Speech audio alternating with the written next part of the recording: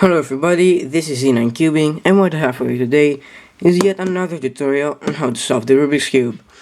So let's first start off by scrambling up our cube.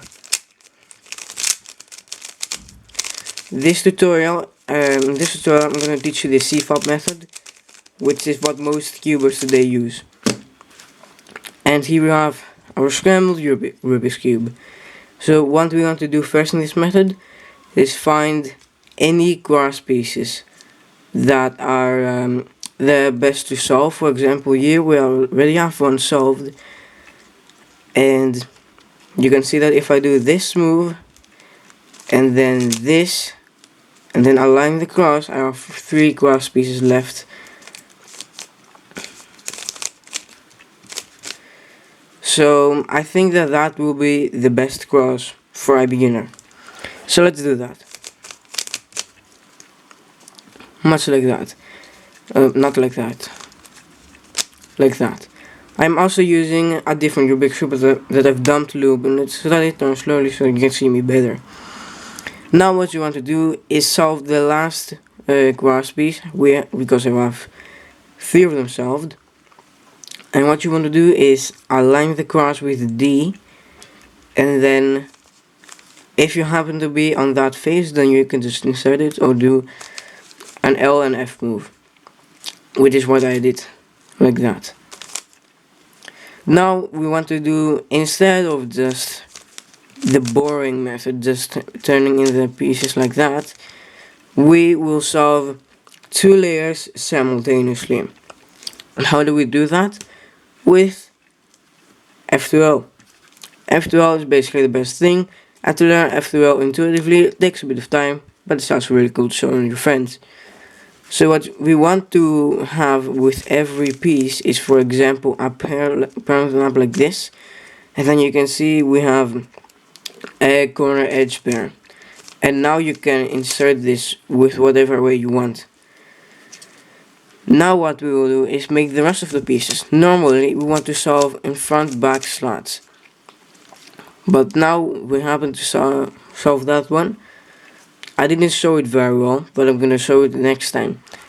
You want also to do as few cube rotations as possible in F2L to reduce time. But if you're turning the cube and moving at the same time, then it is okay, because now we have 2 front slots and they are pretty easy to find.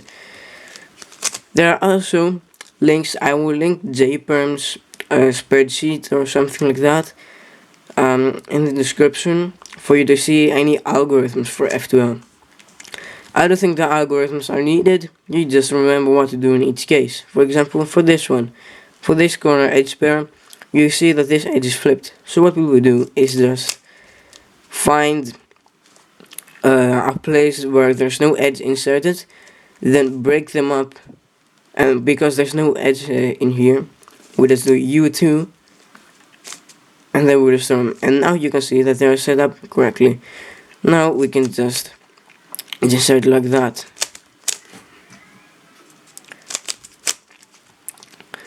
Next, you can see I did a cube rotation there because I know this case. What I will now do is rotate like this, like this, and like this, and like this. Now what I've done is I've almost set them up, but this is not flipped correctly. So what I will do is do a U2, because I'm going to do this, and then another U2, and now you can see that I've paired them up. You can pair a lot of the edges this way, you can pair all of them this way if you want to, or you can pair them up the other way that I've showed you earlier. One more thing, if you can find more ways to pair an edge with a corner, do it, because it's faster that way. So now what we'll do is we'll pair it like this, and we insert it like this. It doesn't matter how you insert it, just find the fastest method for you. Now we will move on to OLL, orientation of the last layer. In this case we have sort of this awkward shape-ish with 2 flipped corners. There are 52 algorithms, I believe, for OLL.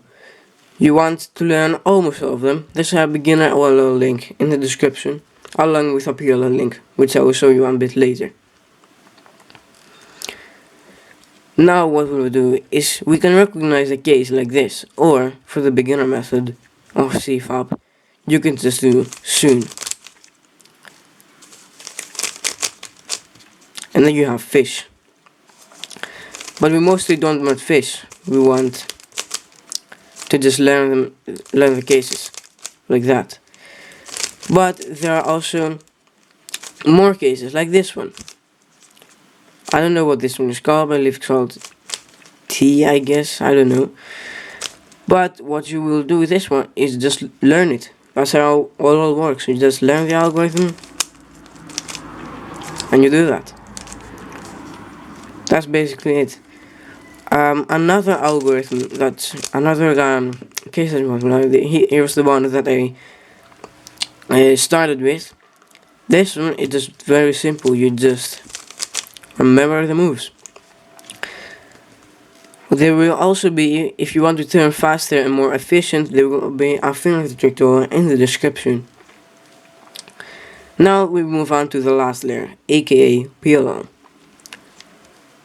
For most beginners, I recommend just turning the layer until you have at least one side face almost solved.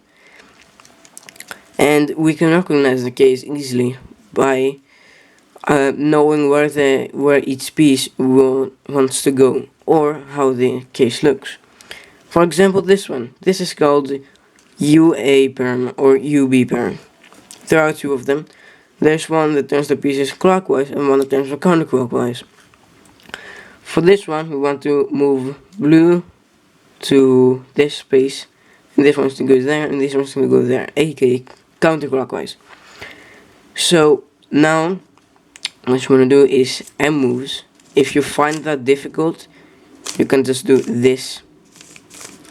And what I'm actually doing is pressing with my middle finger or my ring finger. If I want to do M2, like that. But now I want to do this M2, and then before you actually do that, look very carefully where the pieces need to go. This one's to go there.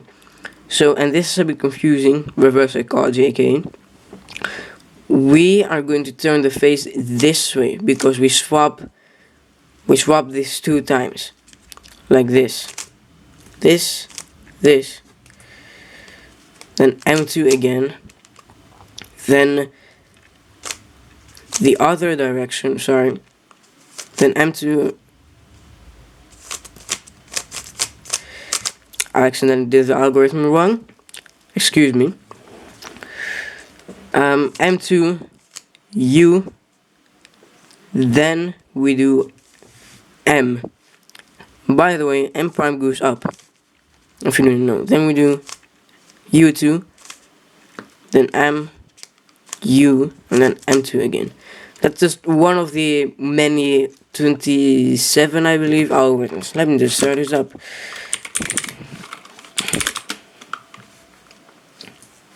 So let's see on the computer, not that. Again, JPerm has a website which really helps you to learn. There we go, 3x3 PLL.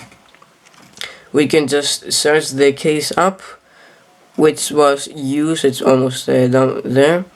There, UB perm, and that's the algorithm. You can learn from this website, jpem.net, in the description. He has a lot of tutorials on there. Please go subscribe to him. He's a very helpful guy. Moving on. There are a lot of different cases, as you saw.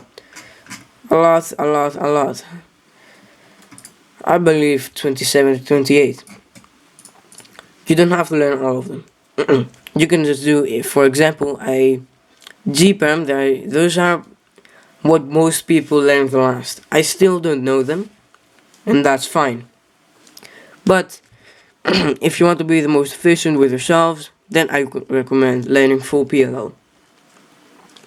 As of right now, I mostly do a little bit of intuitive PLL, and I'll explain that in a second.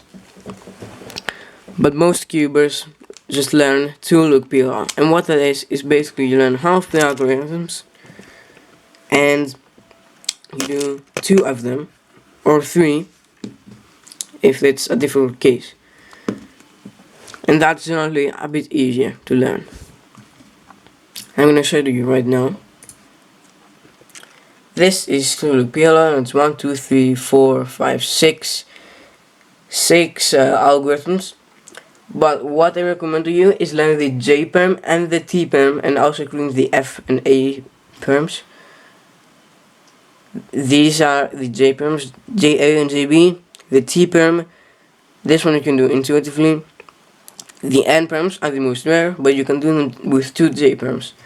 The V perm, by the way, this algorithm is garbage. There are a lot more algorithms that are way better. I will show you a link that's in the description. Check it out from J perm again. The best V perms. I also recommend learning the Y perm, the H, the U perms, and the Z perm, because they're the easiest.